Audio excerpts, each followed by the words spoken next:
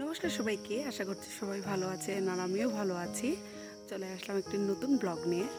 আজ আপনারা শুনলে অবাক হবেন যে এখন 7টা বাজে নাই। আমি ভোর 6টার দিকে ঘুম থেকে উঠেছি। উঠে বাসি যা কাজ আছে সবগুলো করা শেষ। এখন জল গরম বসিয়ে এসেছি, যাব স্নান করতে। স্নান করা শেষ করে এসে পুজো দিব। আজ যেহেতু সোমবার, তো এমনিতেই আমাকে পুজো দিতে হতো। আর শ্রাবণ মাসের শেষ সোমবার। আর উপর থেকে কাল আমাদের বাড়িতে অনুষ্ঠান আছে, মানে মনসা পুজো আছে, তাই আজ সংযম করতে হচ্ছে আর কি। তাই একটু বেশি তাড়াহুড়া, অনেক কিছু পরিষ্কার করে রান্নাবান্না করতে হবে। আজ আমার কলেজও আছে, তাই আর কি একটু তাড়াহুড়া করছি। ভোর 6টার দিকে ঘুম থেকে উঠতে হলো। কাল রাতে আমি 2:30টার দিকে ঘুমিয়েছি, তারপরেও উঠে পড়লাম। ভাবলাম রান্না করে যাব, কারণ কলেজ থেকে কখন আসবো এটার কোনো ঠিক নেই, তাই রান্না করে যাওয়াটাই বেস্ট। তাহলে চলুন আজকের ব্লগটা শুরু করছি। আশা করছি সবাই শেষ পর্যন্ত দেখবেন, আর ভালো লেগে থাকলে তো অবশ্যই লাইক কমেন্ট করে দেবেন, আর আমার চ্যানেলটা সাবস্ক্রাইব করতে ভুলবেন না। এখন সকাল 7:30টার মতো বাজে। আমি চলে আসলাম স্নান করে পুজো দিতে। আর আজ যেহেতু সংযম করব, আজ তো লাস্ট সোমবার শ্রাবণ মাসের। আর আজ আমাদের বাড়িতে সংযমও, কারণ কাল আমাদের বাড়িতে মনসা পূজা। আমাদের বাড়িতে বলতে আমার মামার ঘরে। তাই আর কি পুজোর কাজ যেহেতু করতে হবে, তাই ভাবলাম আজ সংযম করব। আর সংযম করতে হলে তো অনেক বেশি কাজ থাকে, সব কিছু পরিষ্কার পরিচ্ছন্ন করতে হয়, আর স্নান করেও রান্না করতে হয়। তাই আর কি সকাল সকাল স্নান করা। আর আমার আজকে কিন্তু কলেজে একটা কাজও ছিল, তাই আর কি না গেলেও হবে না, এত সকাল করে উঠলাম। আর কাল রাতে ঘুমাতে ঘুমাতেও প্রায় আমার 2:30টার মতো বেজে গিয়েছিল। অনেক কাজ এগিয়ে রেখেছিলাম। আর আমি নিজেও অবাক হয়ে যাচ্ছি যে এত সকাল আমি কীভাবে উঠলাম। মাত্র 3-3.5 ঘন্টার মতো আমি ঘুমিয়েছি, তারপরে উঠে পড়লাম।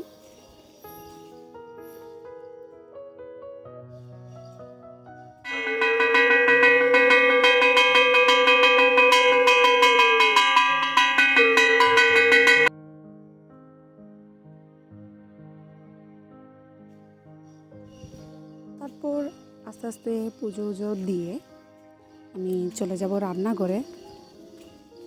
আর আজ যেন 1 মিনিট যাচ্ছে 1 ঘন্টার সমান, কারণ যখন আপনার কাছে তাড়াহুড়া থাকবে, মানে কোথাও যাওয়া থাকবে, অনেক কাজ থাকবে হাতে, তখন যেন সময় খুব তাড়াতাড়ি চলে যায়।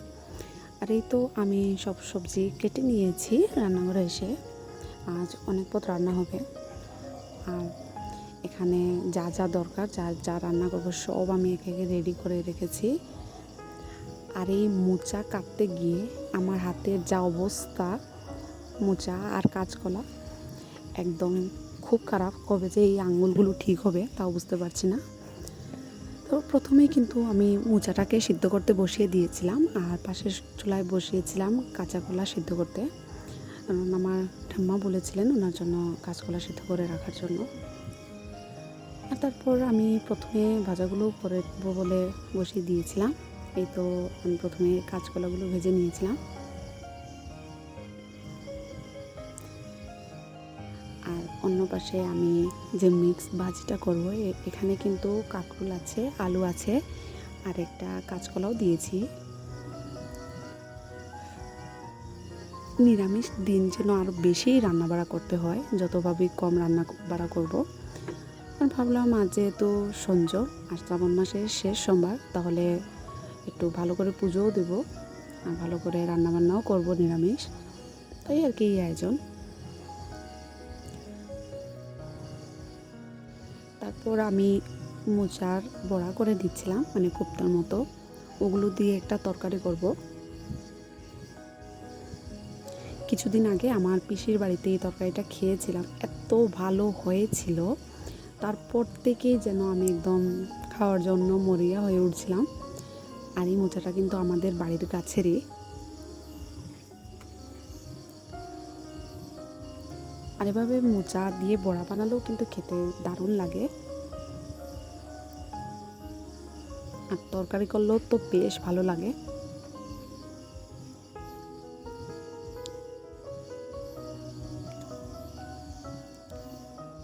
তো তাড়াহুড়া করছিলাম। তারপরেও আমার আজ অনেকটাই তাড়াতাড়ি হয়ে গিয়েছে। আমি 8টা বাজার অনেকটাই আগে 8:30টার দিকে আমি আগুন ধরিয়েছি হয়ে যাওয়ার জন্য। প্ল্যান ছিল যে আমার 9:30টার মধ্যে রান্না করে ফেলবো, কিন্তু সব সময় লাকড়ির চুলায় সমান সময় লাগে না। অনেক সময় আছে অনেক তাড়াতাড়ি হয়ে যায়, অনেক সময় অনেকটাই লেট হয়। তাই আর লেট হয়েই গিয়েছিল যতই তাড়াতাড়ি করি না কেন।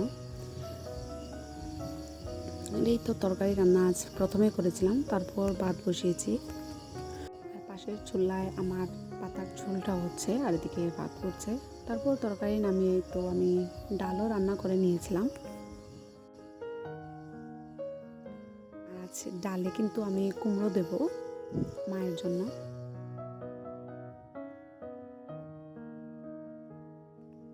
আর এদিকে আমার ডাল রান্না হয়ে গিয়েছে, আর অন্য পাশে কিন্তু আমি কিছু বড়া ভেজে নিয়েছিলাম। তারপর চলে আসলাম রেডি হয়ে মাদের বাড়ি যাব বলে।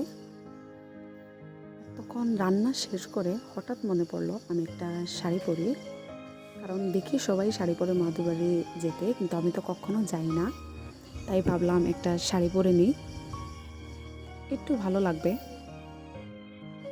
আর এই শাড়িটা কিন্তু পরার আমার অনেক দিন থেকে প্ল্যান ছিল, কিন্তু মা আমাকে পরতে দেন না, বলেন এটা ভালো না, সুন্দর না অন্যগুলো পরতে। আর আমার এই শাড়িটাই ভালো লাগে, তাই আর কি পরা। কালারটাও কিন্তু বেশ দারুণ। আর এই তো শুধু একটু লিপস্টিক দিয়েছিলাম, একটা টিপ পরলাম, শেষ। আর তখন মাদের বাড়িতেও কিছু লোকজন ছিল, মানে মাদের বাড়িতে সবসময় লোকজন থাকে। আর শ্রাবণ মাস, আর এর মধ্যে সোমবার হলে তো আর কথাই নেই। এই যে মহাদেবের শিলাটাই দেখা যাচ্ছে না, একদম পুজো দিয়ে ফুলে একদম ভর্তি হয়ে গিয়েছে। তারপর সবাই চলে যাওয়ার পর আমিও পুজো দেওয়া শুরু করে দিলাম। আসার কথা ছিল কিন্তু অনেক আগেই, কারণ আমার বোন এসেছিল, ওর সাথে আসার কথা ছিল। তখন আমি রান্না করে থাকায় আর আসিনি। ভাবলাম যে রান্নাটা করে নিই, তারপর আমি আসব। আর রান্না করতে গিয়েই যেন যত দেরি। তারপরেও আমি তখনও উপাস ছিলাম, আমাদের বাড়িতে আসবো যেহেতু, তো কিছু তো এমনিতেই খাবো না।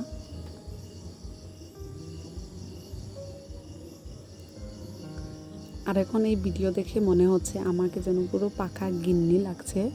পিছন দিক থেকে বোঝাই যাচ্ছে না, যেটা আমি অনেক বড় মনে হচ্ছে।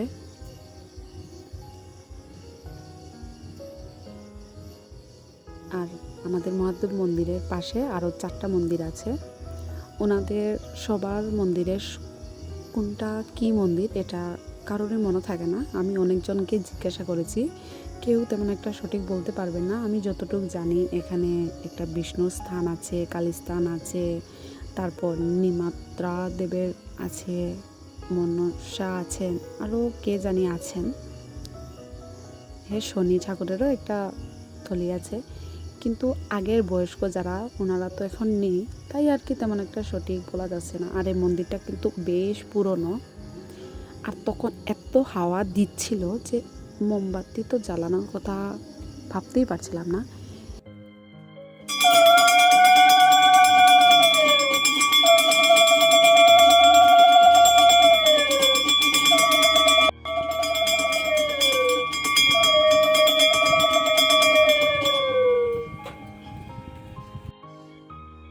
এভাবে আমরা বেশ অনেকগুলো মোমবাতি একসাথে নিয়ে জ্বালিয়ে দিই, তখন আর তেমন একটা হাওয়া দিলেও প্রবলেম হয় না।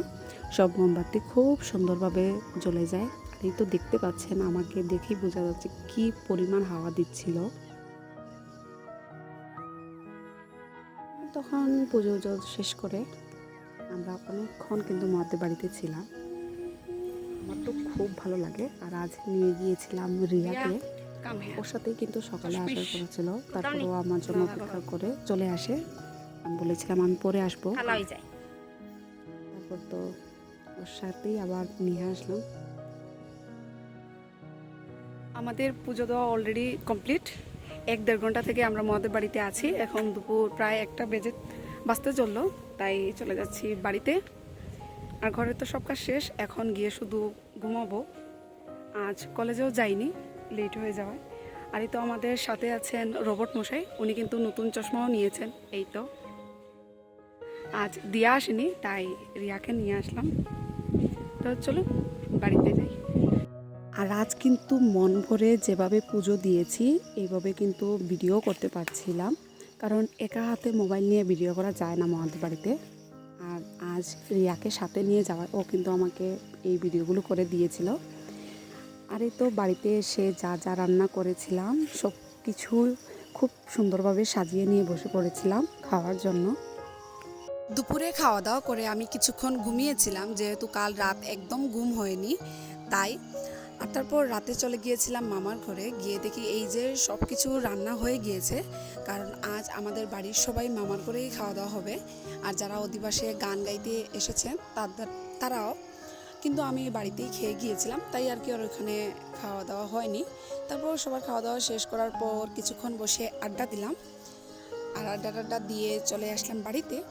তাহলে আজকের ব্লগটা এখানেই শেষ করছি। আশা করছি সবার ভালো লেগেছে। ভালো লেগে থাকলে লাইক কমেন্ট শেয়ার করে দিবেন। আর অবশ্যই পুজোর ব্লগটা দেখতে চাইলে আমার চ্যানেলটা সাবস্ক্রাইব করে পাশে থাকবেন। তাহলে দেখা হবে নেক্সট কোনো ভিডিওতে। ততক্ষণের জন্য সবাইকে টাটা বাই।